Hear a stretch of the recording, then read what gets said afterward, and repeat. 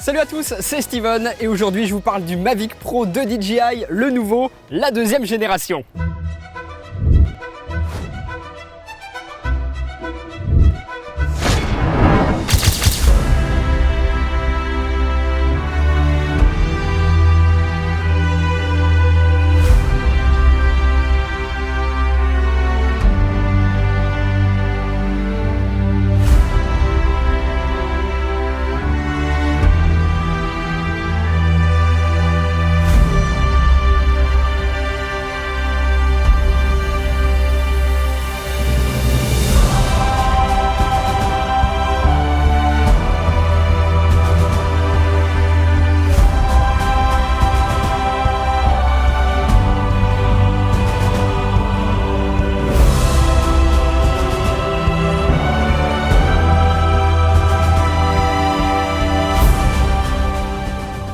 Donc ça y est, DJI a mis à jour son désormais classique Mavic Pro qui a été, et qui reste d'ailleurs un drone excellent qu'énormément de monde ont acheté.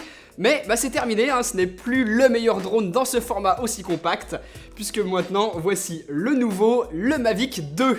Mais surprise cette année, DJI n'a pas annoncé un seul remplaçant mais bien deux, le Mavic 2 Pro et le Mavic 2 Zoom. Sur ce dernier, le capteur reste le même que sur la génération précédente, mais au lieu de l'unique grand angle équivalent 24 mm auquel on est habitué, eh bien on peut maintenant aller jusqu'à 48 mm, donc on a un zoom optique x2 en vidéo 4K, ou bien alors un zoom x4 en Full HD. Donc voilà, par rapport au premier Mavic Pro, la qualité d'image reste la même si pour les plus techniques d'entre vous, pas exactement, puisque le bitrate passe de 60 à 100 mégabits par seconde.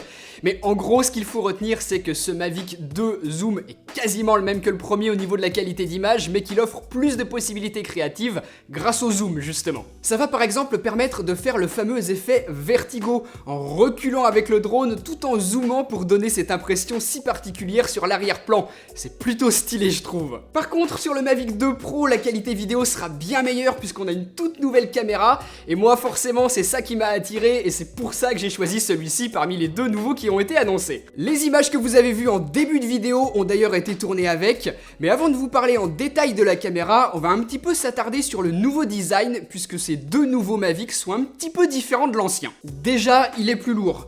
900 grammes, un tout petit peu plus, donc on a dépassé la barre symbolique des 800 grammes, ce qui signifie que vous allez être obligé de passer l'information en ligne et de déclarer votre drone, C'est ainsi qu'a évolué la loi française là au cours de l'été. Donc c'est obligatoire, c'est gratuit, mais voilà, il faudra penser à le faire. Et sinon, on est toujours sur ce système pliable qui permet de le transporter très facilement avec des bras épais, solides. Franchement, c'est un vrai bon design. Les hélices peuvent également toujours s'enlever si on a besoin de les remplacer. La batterie est amovible et elle est d'ailleurs un petit peu plus grosse et lourde que celle de la génération 1. Le système de contrôle du niveau de la batterie est lui aussi un petit peu différent. Au niveau des capteurs, on en a maintenant dans toutes les directions. Avant, arrière, haut, bas et de chaque côté pour éviter au mieux les obstacles. D'ailleurs, le capteur du dessus est nouveau chez DJI, même le Phantom 4 n'en avait pas. Ça va être bien utile par exemple lorsque l'on vole sous des arbres ou que l'on fait passer son drone sous un pont ou même, je sais pas, sous la coque d'un catamaran si vraiment vous êtes chaud. Mais en tout cas, voilà, on a maintenant des capteurs dans tous les sens. DJI a vraiment amélioré la sécurité et je pense qu'il faudra vraiment le vouloir pour réussir à le cracher. Lorsque vous êtes en mode débutant avec la vitesse, l'altitude limitée, pas de problème, tous les capteurs fonctionnent ensemble. Mais ensuite, lorsque vous vous trouvez dans un mode différent, attention puisque certains capteurs sont automatiquement désactivés. Je vais pas tout détailler ici, lisez bien le manuel de votre drone puisque DJI ne les active pas tous constamment pour qu'on ait la meilleure autonomie possible. Ensuite, en dessous, on a une nouvelle lumière qui va s'allumer automatiquement en conditions de faible luminosité, par exemple pour éclairer le sol à l'atterrissage du drone et s'assurer qu'il n'y ait pas d'obstacle en dessous. Via l'application, on va également pouvoir l'activer manuellement en vol cette lumière, ce qui va par exemple être cool pour pouvoir faire du light painting. Mais attention, faites pas ça, c'est interdit de voler de nuit en France. Autre petit changement du design, l'emplacement pour la carte micro SD est légèrement déplacé. Moi je le trouve moins accessible d'ailleurs, et c'est le seul point faible de ce design je trouve, tout le reste est très bien pensé. Pour enregistrer vos images de vol, vous aurez donc le choix, soit sur la carte micro SD, soit sur le stockage interne du drone. Vous pouvez choisir ça dans les réglages. C'est le même système que l'on avait déjà sur le Mavic Air et que j'avais beaucoup aimé, parce qu'il n'y a rien de plus frustrant qu'une fois le drone dans les airs, se rendre compte qu'on a oublié d'insérer la carte SD, de devoir le faire redescendre, mettre la carte, le refaire décoller pour commencer à filmer ou prendre des photos. Là, on peut profiter des 8 Go de stockage interne et c'est bien pratique. Pour y accéder, ça se passe via ce port USB type C sur le côté du Mavic 2, mais il ne sert qu'à récupérer nos rushs. Pas possible de recharger la batterie de cette manière malheureusement, et voilà, c'est le deuxième point d'amélioration que je vois à ce design. Autre amélioration que DJI a récupéré du Mavic Air, ce sont les 2 joysticks de la radiocommande qui sont amovibles. On peut facilement les détacher et les ranger à l'intérieur de la radiocommande pour faciliter le transport. Sur mon Mavic de première génération, j'avais acheté une protection spécialement pour ça lorsque je le transportais, donc là je suis très content de cette amélioration et je suis également ravi que l'écran soit conservé alors qu'il avait été supprimé sur le Mavic Air. Je vous en ai parlé pendant mon test, je vous ai dit pourquoi je trouvais ça un petit peu dommage. Là il est resté, c'est parfait. Et enfin, dernier changement de ce design et belle amélioration, le gimbal qui soutient la caméra est beaucoup plus robuste que celui de la génération 1. Sur le premier Mavic Pro, c'était très facile de sectionner un câble si on se prenait un arbre par exemple, ça partait obligatoirement en réparation. Là, tout est beaucoup mieux protégé, donc si vous avez un léger accident dans la nature, la caméra devrait s'en sortir et on sent que c'est beaucoup plus robuste.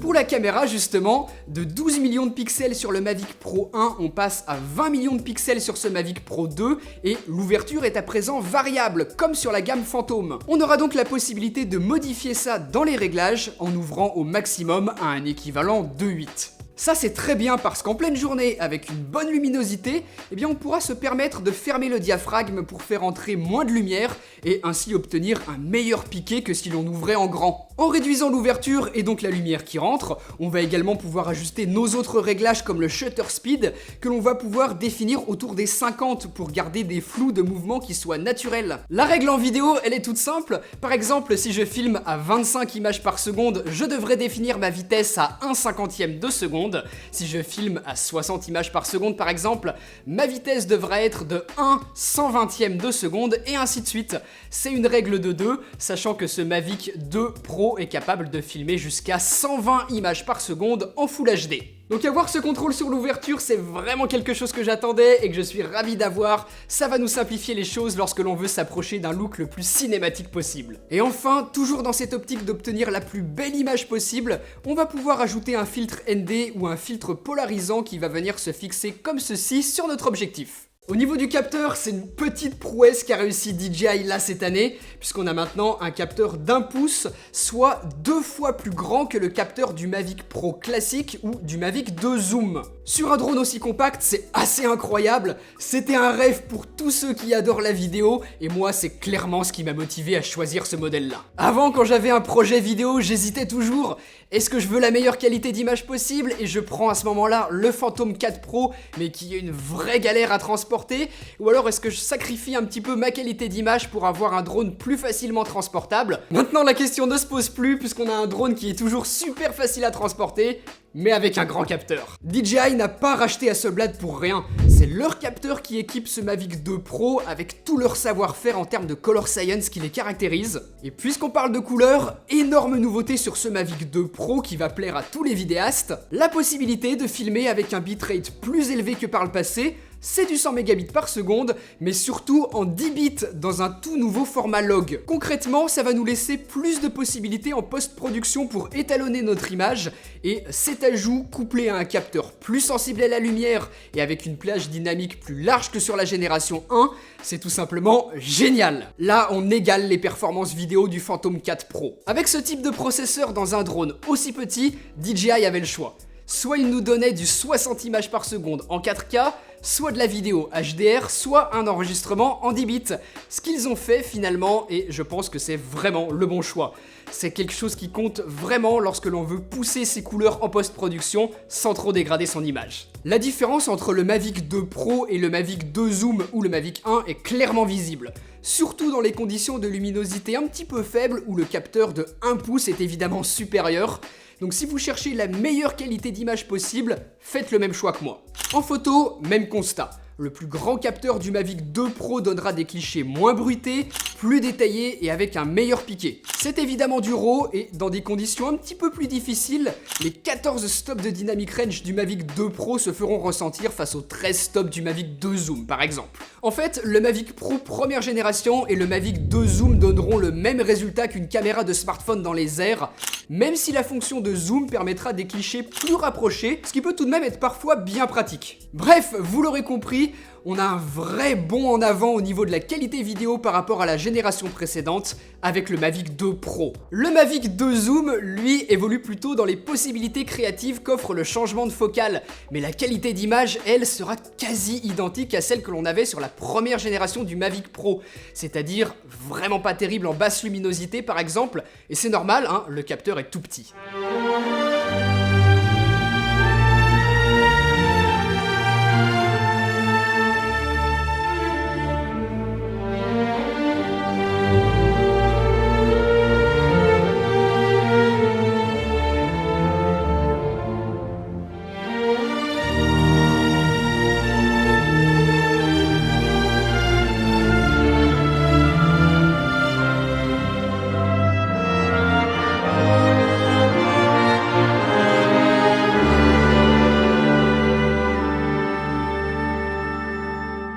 Au niveau des modes de vol intelligents, DJI a ajouté ceux qui étaient exclusifs au Mavic Air jusqu'à présent, comme par exemple le mode astéroïde. C'est des modes qui sont sympas, ça donne de courtes vidéos, faciles à partager rapidement sur les réseaux sociaux, et l'avantage c'est que tout est réalisé automatiquement, alors que les mouvements de caméra seraient assez complexes à faire soi-même. On a aussi un nouveau mode hyperlapse, à la fois sur le Mavic 2 Zoom et le Mavic 2 Pro. Le principe est simple, on choisit l'intervalle à laquelle seront prises les photos et la durée pendant laquelle on veut que le drone en prenne. On le place dans la bonne trajectoire et c'est parti! Le drone va avancer petit à petit en prenant des photos à intervalles réguliers pour nous donner au final un hyperlapse. Alors oui, c'était possible de le faire avant, mais il fallait être un petit peu astucieux, combiner différents modes de vol ensemble.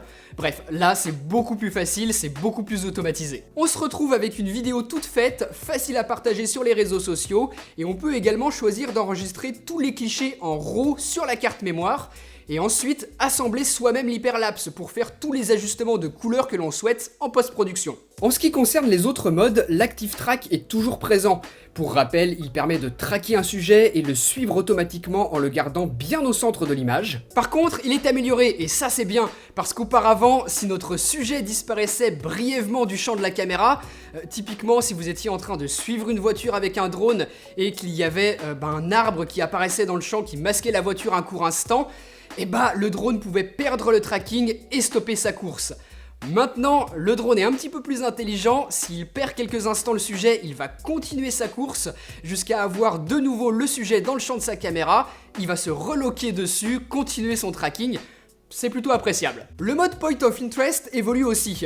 On peut maintenant désigner le sujet et le drone va effectuer sa rotation en le gardant bien au centre. Nous, on garde le contrôle sur la vitesse, le sens et l'altitude. Ça, c'est pas mal du tout parce que jusqu'à maintenant, on était obligé d'aller positionner notre drone juste au-dessus de notre sujet, de reculer d'une certaine distance pour définir le rayon de notre cercle et ensuite commencer la rotation autour de notre sujet. Des fois, c'était pas gênant, mais pour des bâtiments que l'on ne peut pas survoler, par exemple, c'était problématique. Et là, ce nouveau mode de fonctionnement m'a été bien pratique. Et enfin, dernière petite amélioration que j'aime bien, le mode tripod est maintenant directement accessible depuis la radiocommande avec un switch sur le côté droit qui va permettre de passer en mode normal, en mode sport ou bien en mode tripod. Pour rappel, c'est un mode où l'on peut pousser les gaz à fond, mais le drone gardera constamment la même vitesse, très lente, permettant de faire des montages qui sont plutôt intéressants ensuite. Autonomie annoncée 31 minutes, donc c'est tout simplement aujourd'hui le drone le plus autonome chez DJI, juste devant le Phantom 4 Pro et ses 30 minutes. Bon, ça j'imagine que ça a été calculé dans des conditions idéales, avec absolument zéro vent. Moi dans la pratique je suis plutôt autour des 25, 27, même bonnes grosses minutes de vol avec ce Mavic 2 Pro, ce qui est une autonomie vraiment solide. On a le temps d'en faire des choses dans les airs avant d'être obligé de ramener son drone pour éventuellement changer de batterie. Moi c'est ce que j'ai fait, j'en ai quand même pris une deuxième pour être tranquille, parce que voilà, il n'y a rien de plus frustrant d'être dans un super lieu et de ne pas pouvoir faire voler son drone parce qu'on n'a plus de batterie. Donc voilà, c'est ce que je vous conseille de faire, 2 batteries, 3 si vous voulez vraiment être tranquille. Moi je pense que cet hiver j'en rachèterai une 3e pour être tranquille. On sait que lorsque la température est vraiment basse ou alors qu'il fait très chaud, les batteries diminuent plus vite. Même chose quand il y a beaucoup de vent, donc voilà, prenez ça en considération suivant là où vous allez faire voler votre drone. Et puisqu'on parle de vent, j'ai été très content de voir que la stabilité en vol a encore été améliorée. Même avec un vent assez fort, il tient parfaitement et l'image est extrêmement stable, c'est impressionnant. Pour ce qui est du bruit, c'est relativement faible, même si on sait que le concurrent Parrot fait mieux à ce niveau-là. Ce Mavic 2 utilise les mêmes hélices et le même système de moteur que le Mavic Platinum afin de limiter au maximum le bruit. Le retour vidéo, un petit mot là-dessus, lui aussi il est excellent.